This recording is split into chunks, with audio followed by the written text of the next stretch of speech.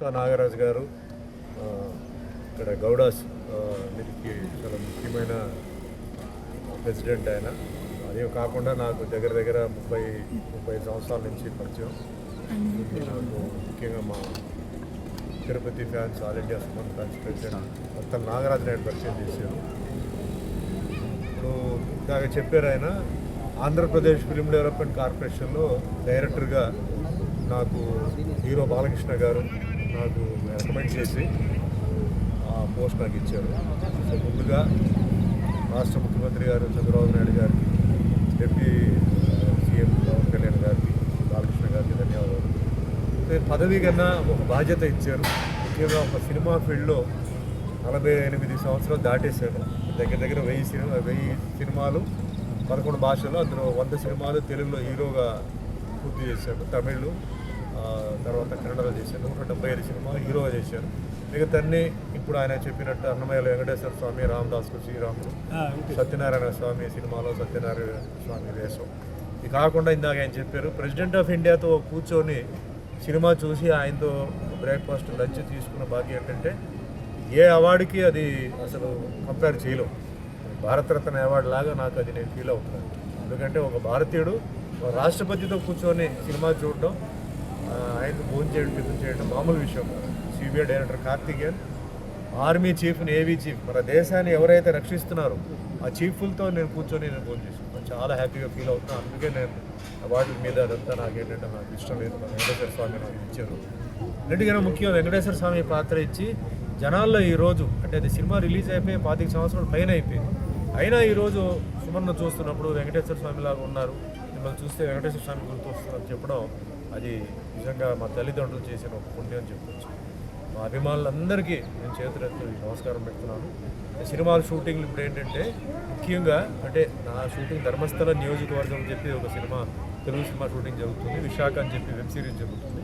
ఇంకా తమిళ్లో, కన్నడలో, హిందీలో పిక్చర్ షూటింగ్ జరుగుతుంది. దేవుడి దగ్గర బిజీగా ఉన్నాను, నో ప్రాబ్లం.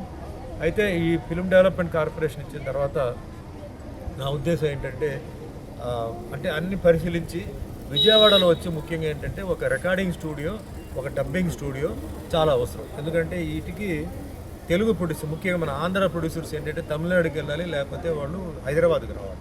అలా కాకుండా విజయవాడలో ఒక స్టూడియో అంటే ఇప్పుడు ఏంటంటే పెద్ద స్టూడియోలు అవసరంలా, చిన్న చిన్న రూమ్లోనే స్టూడియోలు అయిపోతుంది. కానీ కావాలి డబ్బింగ్కి, రీ రికార్డింగ్కి మెయిన్గా కావాలి.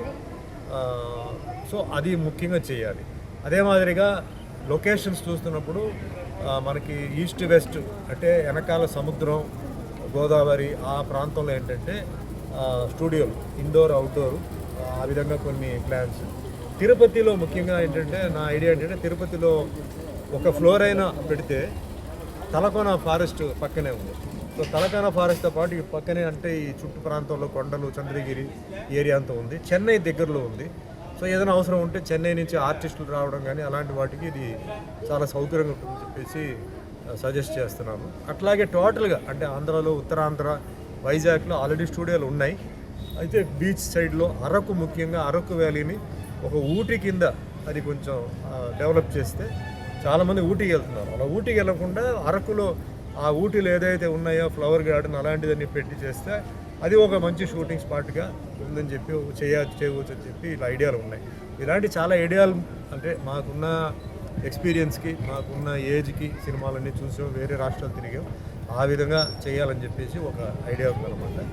సో ఒక మీటింగ్లు జరుగుతూ ఉన్నాయి. సో ప్రస్తుతానికి ఏంటంటే నేను తిరగడం, ఊరు తిరగడం కూడా, ఆంధ్ర తిరగడం కూడా, లొకేషన్స్ ఇక్కడ ఏమున్నాయి, ఎలాంటి లొకేషన్, సౌకర్యాలు అంటే ఆర్టిస్టులు వస్తే అంటే పెద్ద కేటగిరీ వస్తే వాళ్ళు సిటీలో ఉండాలి, అక్కడి నుంచి రావాలి పోవాలి. మిగిలిన వాళ్ళకి ఎట్లా ఉంది సౌకర్యాలు, అలాగే షూటింగ్ చేయడానికి వచ్చిన వాళ్ళందరికీ ఏంటంటే భద్రత, అలాగే గవర్నమెంట్ రేట్లో షూటింగ్, కొన్ని గవర్నమెంట్ లొకేషన్ ఫ్రీగా షూటింగ్ వస్తే చిన్న నిర్మాతల ముందు బ్రతకాలి, చిన్న దర్శకులు, చిన్న నిర్మాతలు దొరకదు. ఎందుకంటే వాళ్ళకే ఇబ్బంది అవుతుంది. సినిమాలు థియేటర్లో రిలీజ్ అయ్యి టాక్ వచ్చే లోపల సినిమాలు ఎత్తేస్తున్నారు. అలా కాకుండా చిన్న థియేటర్లో, ముఖ్యంగా వచ్చేసి బస్ స్టాండ్ దగ్గర అలాంటి చోట్ల, రైల్వే స్టేషన్ దగ్గర చిన్న థియేటర్లు కడితే జనాలు వస్తారు. ఫ్లోటింగ్ ఎప్పుడూ ఉంటుంది. పగలు ఉదయం పూట ఏంటంటే హాల్ అదే పెళ్ళికి ఫంక్షన్కి ఇచ్చి మధ్యాహ్నం matinee show, evening show, night show ఇస్తే అమౌంట్ రొటేట్ అవుతుంటారు, మెయింటెనెన్స్కి రొటేట్ అవుతుంది. ఇది ఒక ఐడియా అనమాట. సో ఇట్లా చాలా ఉన్నాయన్నమాట, ఇవన్నీ చెప్తూనే ఉన్నాం.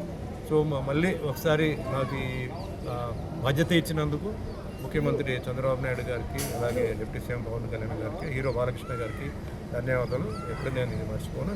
నా కర్తవ్యం ఇచ్చారు, అది నేను ఉంటున్నాను. ఇకపోతే మా బీసీ కమ్యూనిటీ వీటి విషయం వచ్చేటప్పటికి నేను బీసీ కాబట్టి నాకు అందరూ అభిమానులు కావాలి. కానీ నేను బీసీ కాబట్టి బీసీ దీంట్లో ముఖ్యంగా మా గౌడ జాతికి అభివృద్ధి జరగాలి. అభివృద్ధి అంటే ఏంటంటే ఏజెన్సీ ప్రాంతంలో చాలామంది గౌడ్లు ఇబ్బందులు ఉన్నారు. అంటే కులవృత్తిగా వాళ్ళకి ఏంటంటే స్టేటస్ లేదు. సో ఇప్పుడు ఏంటంటే అందరూ చాలామంది ఏంటంటే వేరే కమ్యూనిటీస్ నుంచి వాళ్ళకి ఎస్టీ స్టేటస్ ఇస్తున్నారు. ఎందుకంటే ఆ ఏజెన్సీ ప్రాంతంలో ఎస్టీ స్టేటస్కే కళ్ళు వ్యాపారం కానీ ఏదైనా సరే భూమిల విషయంలో కానీ వాళ్ళకు ఉన్నాయి.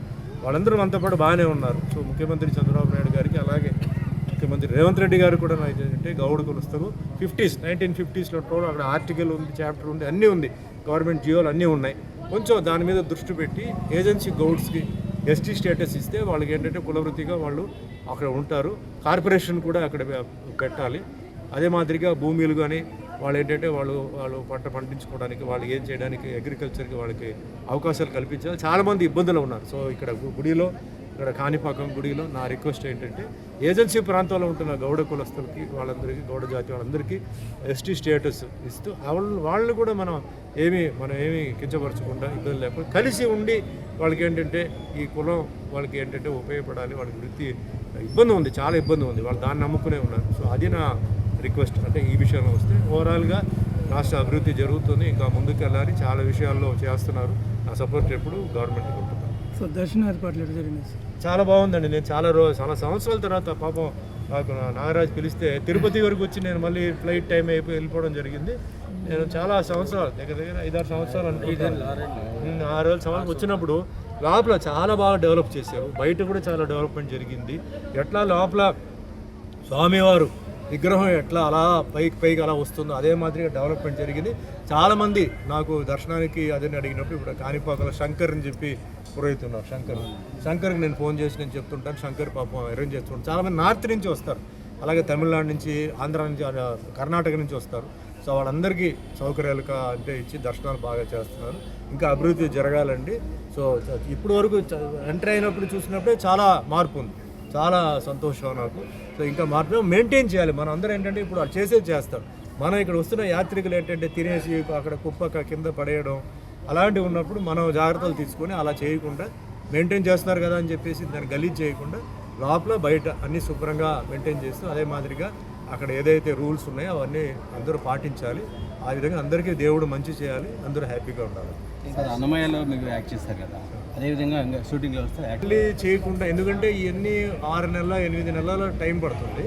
అంటే నేను ఇంతవరకు చేసిన దేవుడు కాకుండా ఇంకా వేరే ఏదైనా గుడి అంటే దేవుడు పాత్ర. అలాగే చాలామంది కొన్ని గుడి ఇది చాలా ఫేమస్ అండి, చాలా ఇంపార్టెంట్. అది ఫేమస్ అంటే ఏమిటి చాలామందికి తెలియదు.